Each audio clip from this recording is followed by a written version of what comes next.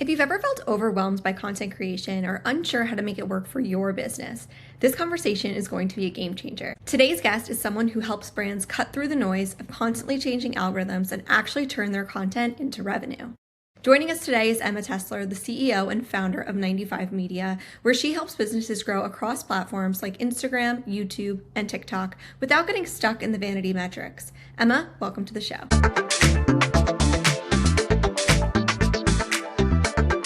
Emma, welcome to the show. Can you start by telling us a little bit about your journey and what you're building with 95 Media? Yes, well, thank you for having me. I'm so excited to be here. My name is Emma Tessler. I am the founder of 95 Media, and we are a woman-owned and operated social media marketing agency. What that really means is that we help brands scale their business using social media.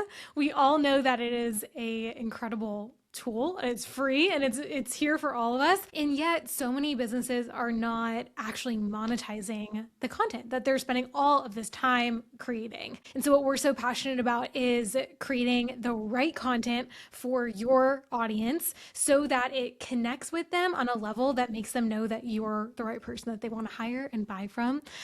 Because it sounds really simple on the surface, and it is not always the case. But I've been doing this for 10 years, and so much has changed over a decade. But one thing that really hasn't changed is just the mission behind what we do, which is to help other businesses really grow on their own. That's the most rewarding part of what we do. So I'm excited to share some of that knowledge here today. Awesome. Yeah, well, we're so excited to have you today and to talk more about the digital marketing space as a whole and how people can kind of use that storytelling piece and authenticity. I think social media, especially from at least my experience working in it, it's changed so much over the years. But I would say that one common thread is just being authentic with your audience. And I think people are craving that more and more. As we've noticed, like the algorithms are constantly changing. A lot of creators right now may feel stuck or burnt out. Seems like there's a lot of different advice out there, right? Like there's like gurus saying you need to post 3 times a day. Then there's people saying at least every single day have a piece of content out. But from your perspective, what do you see right now that people are getting wrong about that content strategy? Well, I think the easiest thing to get wrong is that you decide on a content strategy and it stays that way forever. That's a good point. Because as you mentioned, things are constantly changing. We literally have our own podcast called Stop Scrolling, Start Scaling, and I do a monthly marketing updates episode because so much is changing every single month. There's like too much to even report on every single month. It's so nuts. And it's really overwhelming. I can imagine as a business owner to say, oh shoot, I have to grow my entire business, manage my employees, create new products and offers, and I need to learn social media marketing and all of the updates that are constantly happening. So the number one thing I would say is if you are building this content strategy, build it and then evaluate every quarter, I would say at an absolute minimum. Things change very quickly. And not only are they changing on a large scale, but between platforms, your content strategy will want to look different as well. You mentioned people saying post 3 times a day. That strategy works well on TikTok, but you wouldn't really post 3 times a day to LinkedIn. Right? Like it's not the same platform. It's not your same audience. So I think it's knowing where your audience is, what they're looking for from you, and then meeting them where they're at with content that's really going to resonate. Because if you create content that actually connects, a few posts will do more for you than a million really poorly planned and executed posts. Yeah, absolutely. That's a really great point. I think often too, especially for small business owners that may be listening, it can feel really overwhelming to think about, okay, I need to be on all of the social platforms. But you brought up a really important point where it's not necessarily being on all the platforms, it's just being where your audience is and meeting them there. So if they are someone that's, looking for that value-driven content, and you're providing that value to them, maybe it is a post or 2 every other day or something along those lines where you're actually providing that value and then they feel like they can connect to your business and engage with that content and share it with people that they know versus saying, I just have to get a post every single day. It may not reach your right audience and it might actually hurt your business in the long run too. So one thing you talk a lot about is moving beyond those vanity metrics. And I think especially with social, it's always been a focus for a lot of people that maybe don't work in the marketing side of things, see things like likes, follower count. Comments is helpful, I would say, for building, a community there. But the focus I think now has really shifted more towards like sharing and getting the conversation going. Doesn't necessarily mean you have to have so many followers for your business. You just have to have that engaged group. What do you think business owners should actually be paying attention to if they want their content to actually drive revenue over just maybe thinking about, how many likes or followers that they have? It's such a good question. It's really something I've been battling for 10 years now. People want to look at, your likes and your follows. Those are the fun numbers. Those are the Right. numbers that a lot of us feel represent our business. When you're growing a small business, you're like, well, if I have 10,000 followers, people are going to think that I'm more reputable than the person next door who has 1,000. Right. The truth of the matter is that the person next door who has 1,000 followers could be making 100 grand a month and you could be making 10 grand a month. Your followers don't equate to your revenue. So the top line number that we have to be looking at is your revenue. Where is that revenue coming from and what does that number look like? But what we've seen a really big shift into over the past, I would say, year or so is a lot more private engagement. Which again is challenging because people want the public engagement, but what's really happening is private engagement. Okay. What's the reason for that? Like, why are we shifting? And it's technically because of TikTok. So the TikTok culture really changed a lot about consumer behavior. When you think about, if you listening are on TikTok, what you probably do is go to your For You page, which means pausing there, you're probably not even following the accounts you like consuming from. I know for myself, like I don't know if I'm following anybody on TikTok. It's a great point. Like the algorithm's going to show it to me. You know what I mean? The algorithm knows me. It's going to do its job, which it will on TikTok. It's not as good on Instagram, which we can get into in a second. But on TikTok, you're probably not following a lot of people. And then as you scroll your For You page, which is just content that the algorithm says, I know she's going to like that. What you're probably doing more than anything is sending it, sharing it, to a friend.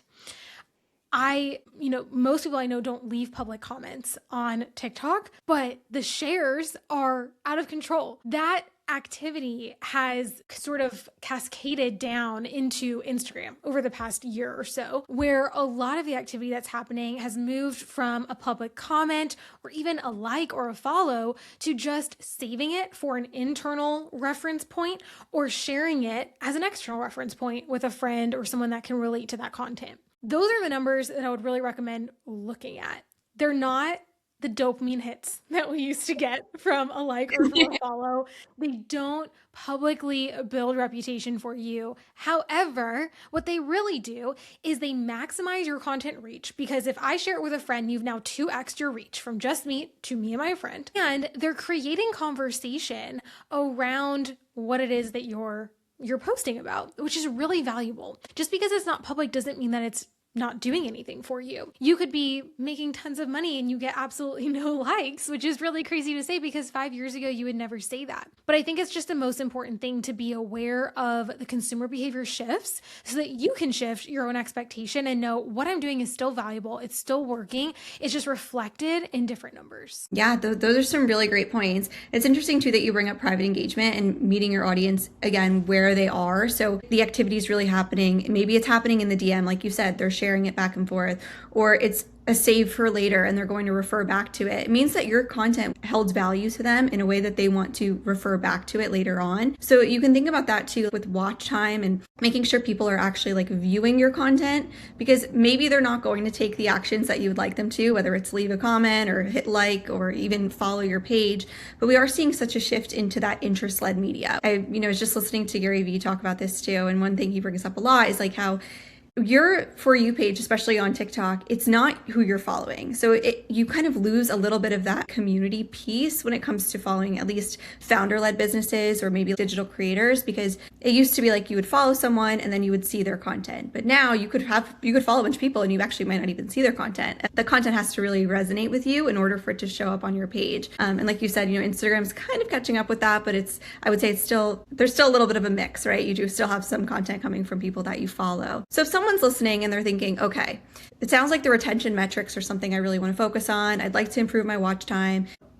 How can they start improving that in like a practical, achievable way that doesn't feel really overwhelming to them? First thing I would focus on is creating content that is shareable, right? Mm-hmm. Like a lot of the times we're creating content for us. Right. And I can't tell you how many people tell me, I really liked filming that video, so I'm just going to keep doing it. And I'm like, okay, we'll do the numbers. Do they tell you that you should keep doing it? Yeah. Maybe not. And so being aware of your numbers, reading the data, because the data will tell you everything. Data should drive your decisions, and good decisions make dollars. So if you're not using the data properly, you're not going to make more money. and we all want to make more money. So you use the data to inform your decisions.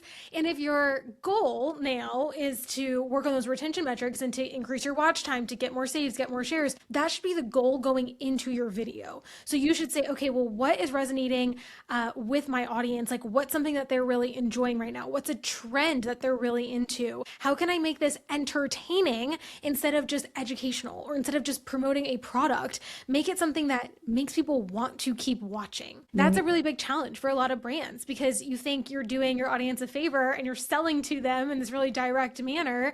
But at the end of the day, what they really want is to be entertained by you. That's just the name of the game right now. And if you can entertain your audience, you'll increase your watch time, you'll likely increase your saves and shares, and ultimately your revenue from social. Yeah, that's great advice. Bing's luxury pet bow ties aren't just crafted with premium fabrics and designed for comfort, but they're created with purpose. Shop the collection now and dress your pet in something that truly matters, and unleash elegance at www.bingsties.co.